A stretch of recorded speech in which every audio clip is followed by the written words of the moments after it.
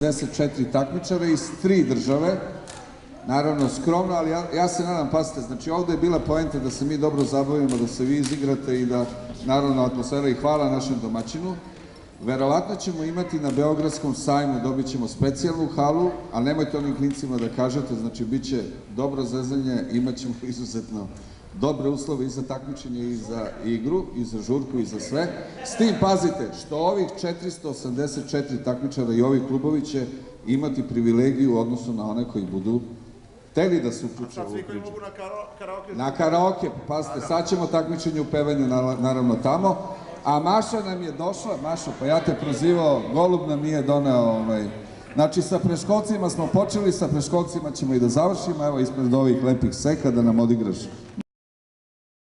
Ajmo,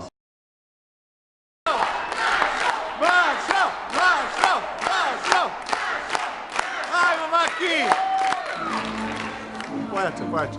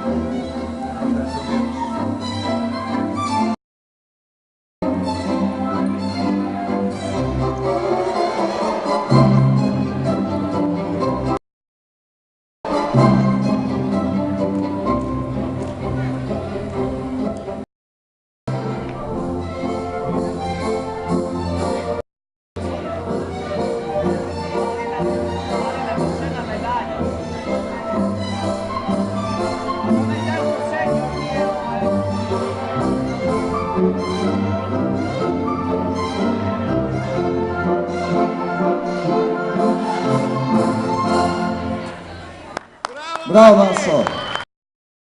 Ovo je pekanje preostao, ide kod tebe, Mašo, izvoli. Bravo, Mašo! Preselit ćemo se na karaoke, ajmo da vidimo ko najbolje peva, da li ja ili Milenko ili neko od ekipe.